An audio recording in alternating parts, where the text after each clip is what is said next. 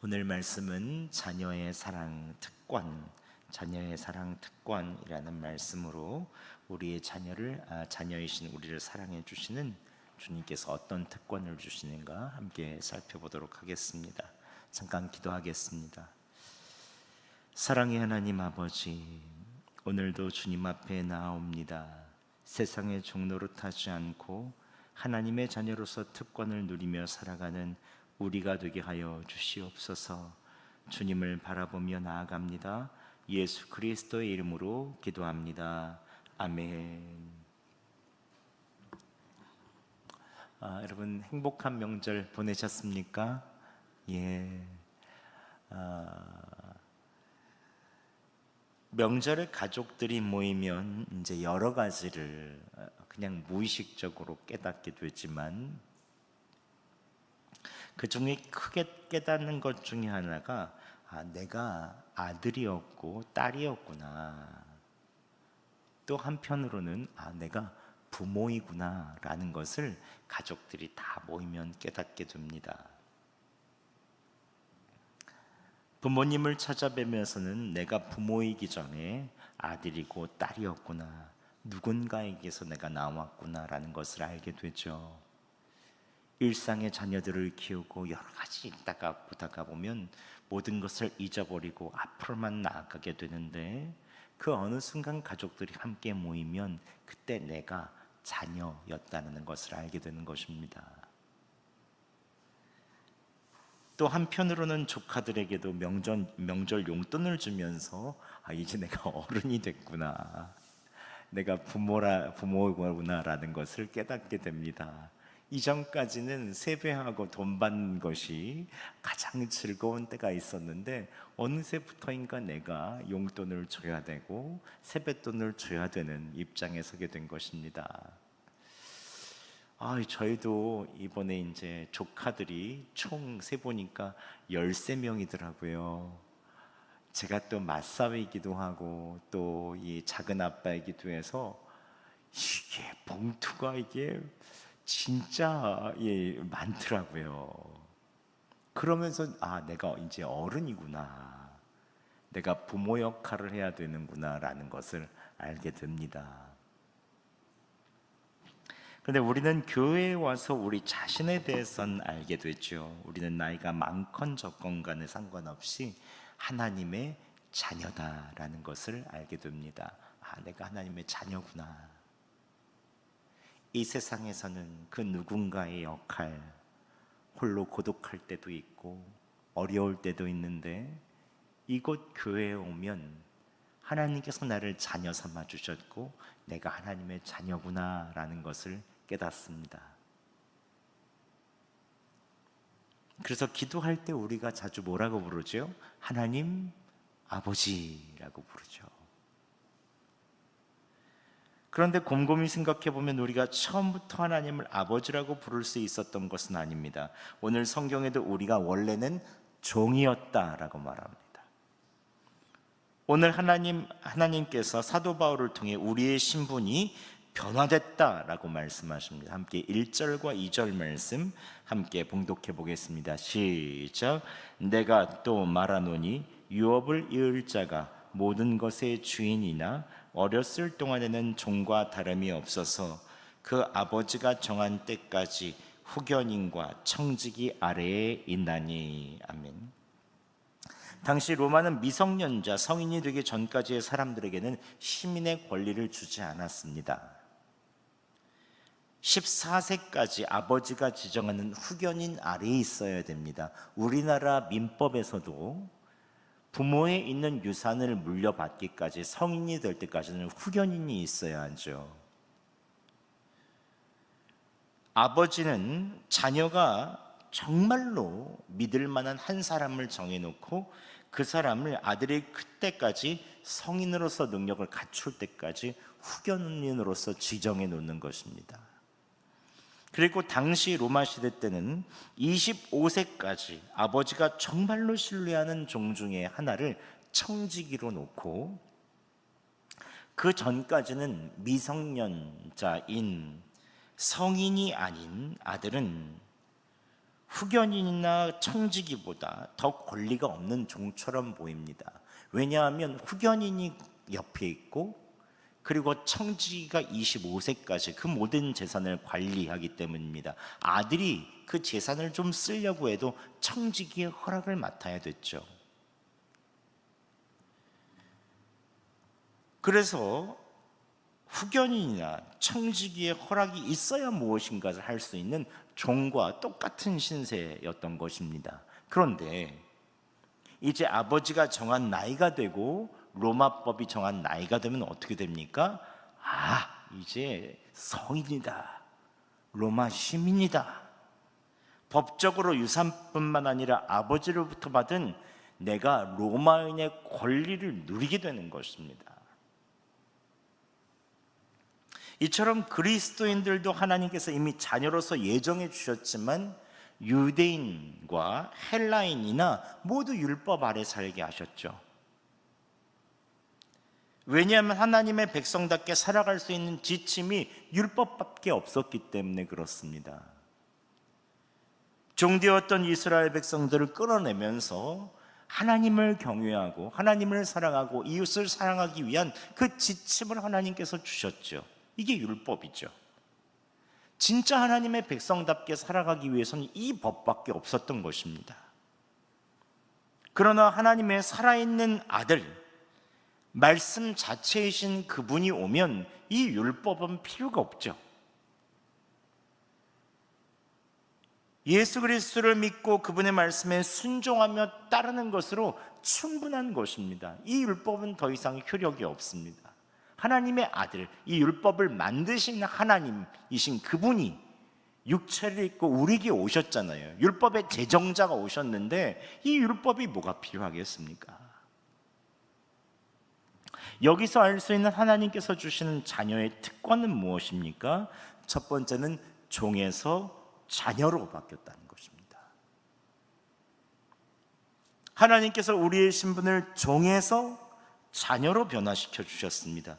이전에는 후견인과 청지기 역할을 했던 율법을 폐해 주시고 그리스도로 말미암아 우리를 자유케 해 주셨죠. 이전에 율법의 규정에 따라 의인이 정해지고 죄인이 정했습니다. 율법이 딱 보면 넌 죄인이야 의인이야 라는 것을 율법의 규정을 보면 알게 되죠. 율법이 좋은 점도 있습니다. 지침을 줍니다. 무엇이 의로운 것인 줄 압니다. 그렇지만 모든 사람을 죄로서 옳은 것 그른 것을 이야기하며 죄인이라 이야기하죠. 죄를 깨닫게 하는 율법이 우리의 노비문서와 같아서 우리가 죄의 종이라는 것을 끊임없이 증명해 주는 것입니다. 너는 죄의 종이야. 넌 죄를 지을 수밖에 없어. 아무리 하나님의 자녀로 하나님의 백성이라고 해도 이 땅에선 죄를 지을 수밖에 없어라고 계속해서 정죄하는 것입니다. 그런데 예수님께서는 이 노비문서와 같은 율법을 없애주시고 죄에서 자유케 해주신 것이죠. 그래서 죄의 종이 아니라 이제 하나님의 자녀로 삼아주신 것입니다. 우리나라 강화읍교회에 과부였던 80세의 과부였던 김씨 부인이 살고 있었습니다. 자식도 없이 혼자였지만 재물에는 여유가 있어서 복섬이라고 하는 여종을 부리고 있었습니다. 이 김씨 부인은 80이 넘어서 예수 그리스도를 믿기 시작했는데 그때 한글을 배워서 성경을 읽기 시작했다고 해요. 우리나라 1900년도 초반에. 그런데 그때 마태복음 18장을 김씨 부인이 읽는데 하나님의 말씀이 그대로 마음에 쑥 들어왔다고 합니다. 어떤 말씀이 들어왔냐면 마태복음 18장에 진실로 너희에게 이르노니 무엇이든지 너희가 땅에서 매면 하늘에서도 매일 것이요 땅에서 풀면 하늘에서도 풀리리라. 이 말씀이 깊이 쑥 들어왔대요. 예수님께서 이 김씨 부인의 마음에 말씀하셔서 다음 주 교인들을 다 집에 초청했다는 거예요. 우리 집에 오세요 하면서 다 초청을 했대요. 그리고 교인들이 다 있는 상황에서 몸종인 복사미를 안으로 불러들여서 이렇게 얘기했다고 합니다. 성경 말씀을 보니 우리 주인은 하늘에 계시고 우리는 다 형제 자매라. 어찌 내가 하나님 앞에서 주인 노릇을 할 수 있겠나? 내가 복선미를 몸종으로 부리는 것이 땅에서 매이는 것인즉 어찌 하나님의 복을 받을 수 있겠는가? 라고 하면서 문갑에서 복서미에 있는 종문서를 꺼내고 교인들이 보는 앞에서 불살라 버렸다고 합니다. 그리고 복서미에게 이렇게 얘기했습니다. 복서마, 지금 이후 너는 내 종이 아니다. 너는 자유를 얻었으니 마음껏 나가 살거라. 네가 하고 싶은 대로 해라. 그랬더니 놀란 복서미가 자신을 지금까지 사랑해준 부인에게 눈물로 매달렸습니다. 마님, 그럴 수 없습니다. 제발 나가라고만 하지 말아주세요. 그래서 아니다, 나가라. 이제 자유인이다. 뭐 나가라, 안 나갈래요, 나가라, 안 나갈래요. 이게 약간 참 실갱이가 있으니까 전도사님이 중재안을 냈다고 합니다. 김씨 부인의 이름을 부르면서 김씨, 이 몸종을 양딸로 삼으시지요 라고 했다고 해요.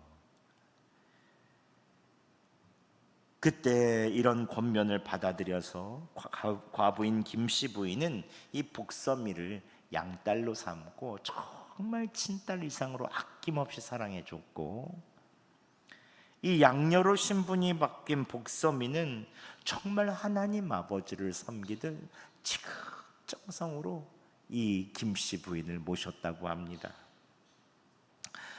저는 이 이야기를 읽으면서 하나님 아버지께서 우리에게 베푸신 특권이 이러한 것이 아닌가라는 생각이 들었습니다. 우리나라 교회사에 있는 이야기들을 읽으면서 이게 진짜 하나님께서 우리에게 베푸신 은혜구나. 예수님께서는 우리가 죄의 종이라고 밝히던 이 노비문서와 같은 이 율법을 확 태우시고 예수님께서 우리를 자녀 삼아 주신 것이죠. 우리는 매일 하나님께서 우리가 자유케 해 주셨다는 사실을 계속해서 바라보지 않으면 우리는 자꾸 종되었던 것 같이 묶이고 얽매이기가 쉬운 것이 우리의 모습입니다. 나를 유혹하고 나를 죄짓게 만들고 종노릇하는 것이 자꾸 있다면, 나의 성품 가운데 습관화되어서 계속해서 똑같은 곳에서 넘어지는 곳이 있다면, 우리는 나는 이제 하나님의 자녀다 라고 담대하게 선언하고 이 우리가 하나님의 자녀로서 자유케 됨을 누리기 위하여 얽매이는 것을 내던져버려야 하는 것입니다. 이게 자녀로서의 특권을 누리는 것이죠. 여러분의 삶 속에서 여전히 하나님께서 자유케 해주셨지만 죄의 종처럼 느끼는 부분들이 있습니까? 예수를 믿으면서도 여전히 종노릇하는 것은 여러분 마음 가운데 있습니까? 염려, 근심, 걱정하게 하고 욕심 부리고 혈기 부리고 주님이 아닌 내가 원하는 대로 하게 해서 자꾸 나를 주님과 거리가 멀게 떨어지게 하는 것은 무엇입니까? 자꾸 나를 낙심케 하고 실망케 하는 것이 있다면 여러분 그 부분을 하나님께 맡기고 자녀로서의 권리와 은혜를 누리시기 바랍니다. 하나님께서 자녀로서 여러분에게 이길 수 있는 힘과 용기를 허락하여 주실 것입니다. 또한 우리에게 하나님께서 베푸신 두 번째 자녀로서의 특권은 무엇입니까? 우리를 속량하시기 위해서 하나님의 아들을 보내주셨다는 것이죠. 함께 4절과 5절 말씀 저희가 봉독하겠습니다. 시작. 때가 차매 하나님이 그 아들을 보내사 여자에게서 나게 하시고 율법 아래에 나게 하신 것은 율법 아래에 있는 자들을 속량하시고 우리로 아들의 명분을 얻게 하려 하심이라. 아멘. 속량이란 무엇입니까? 빚을 갚아주는 것이죠. 만약에 여러분들이 1,000만 원, 그 더 많은 1억 정도, 아니면 더 많은 10억이나 100억 정도 도저히 빚을 갚을 수 없는 많은 빚과 융자가 여러분에게 있다고 생각해 보시죠. 매일마다 그것 때문에 힘들어하고 고민하는 것이 있다고 한번 생각해 보시죠.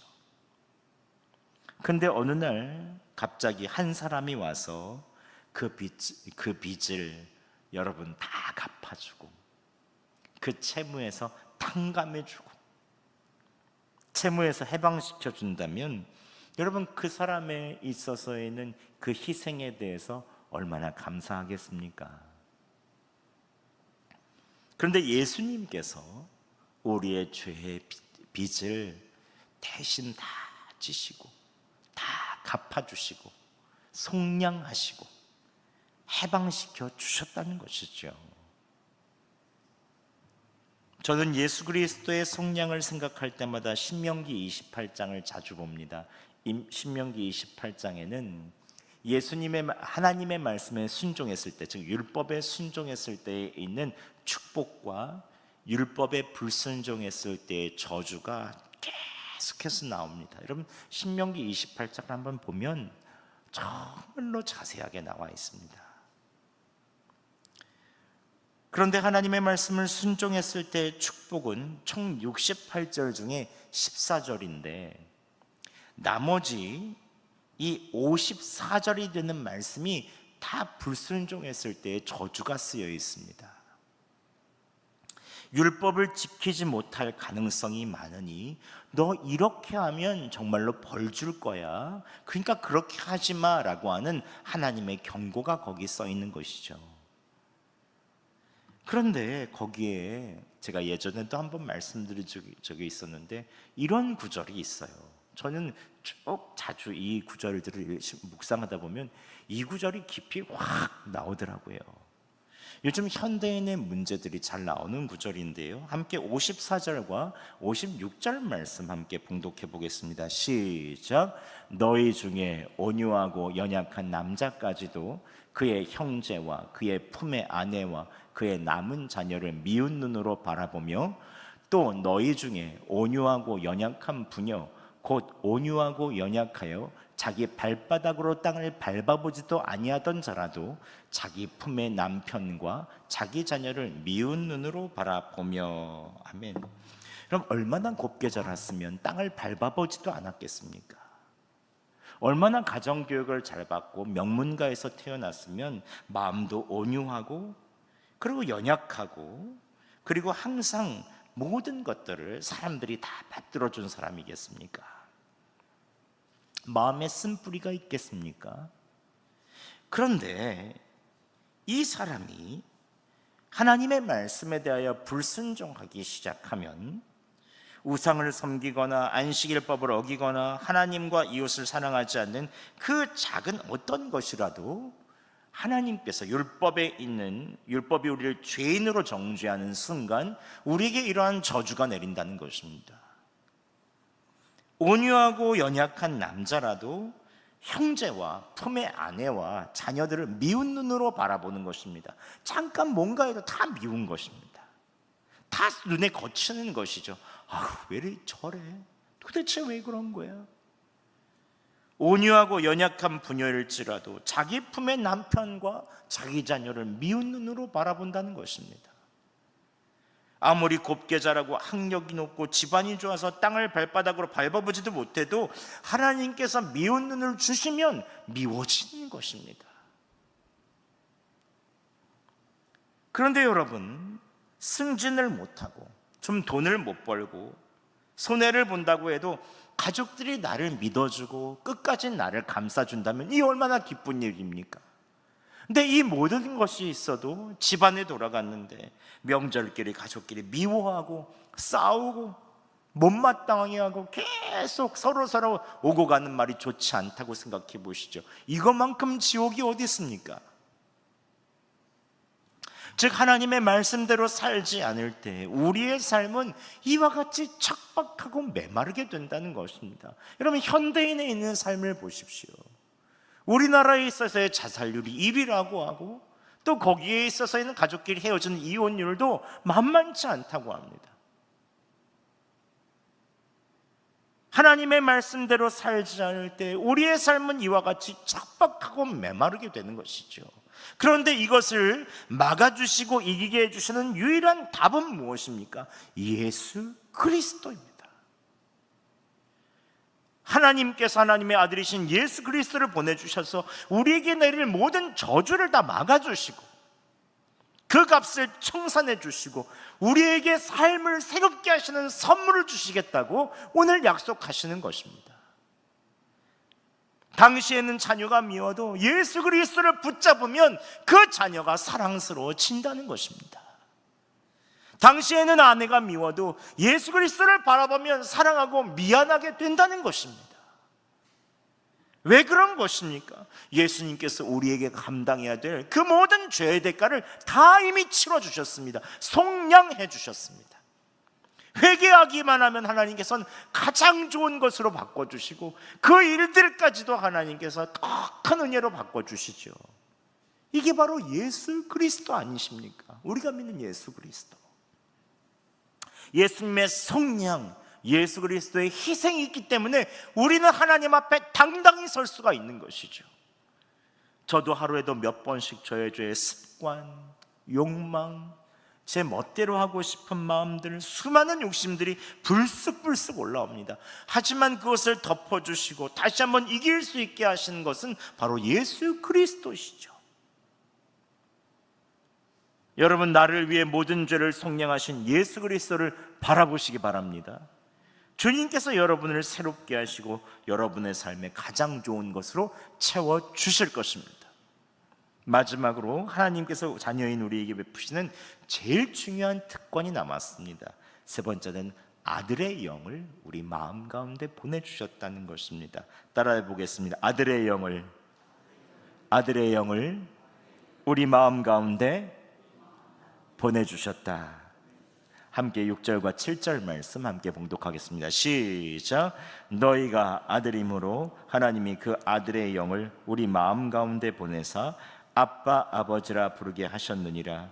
그러므로 내가 이후로는 종이 아니요 아들이니 아들이면 하나님으로 말미암아 유업을 받을 자니라. 아멘.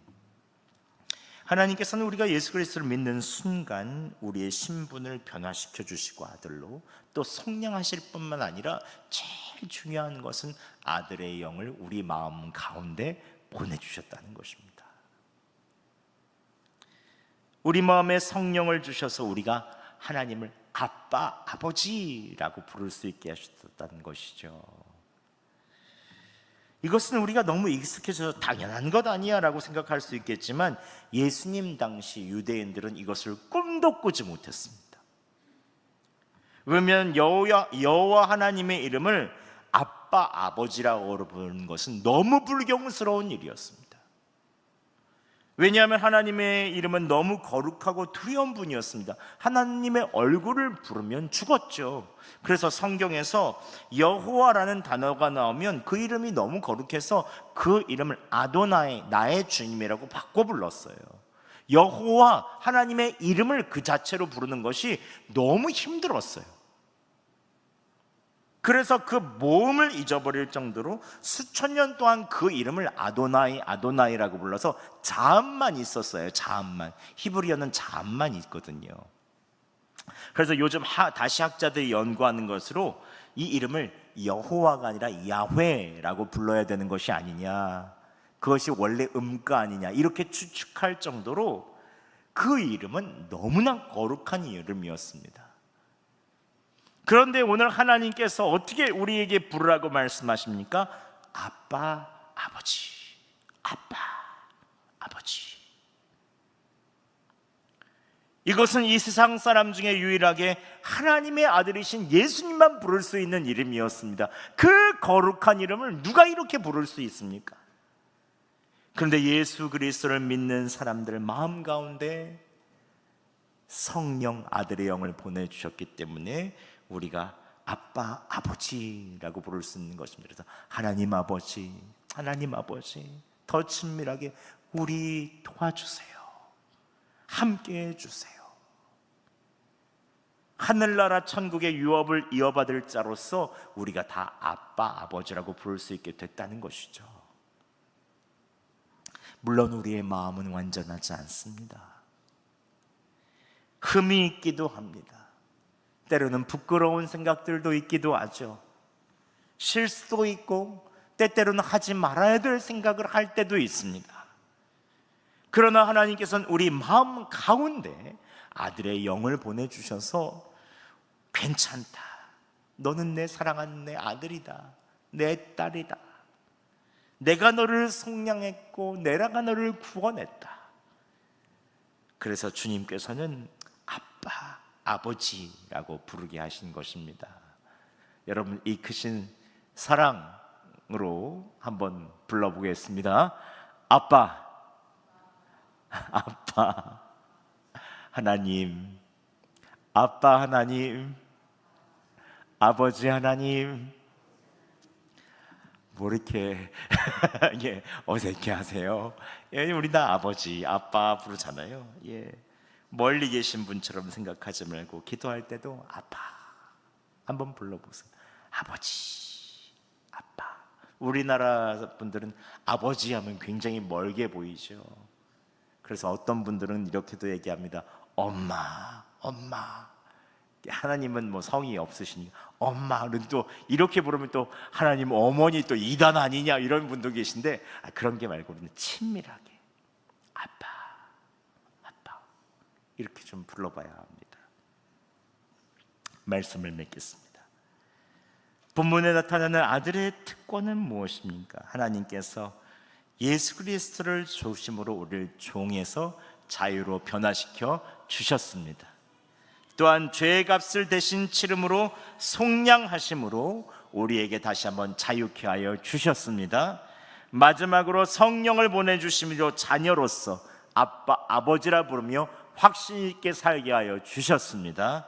오늘도 자녀로서의 특권을 누리고 하느님의 자녀로서 우리 함께 자녀로서 기쁨을 누리며 살아가는 여러분 되시기를 예수 그리스도의 이름으로 축원합니다.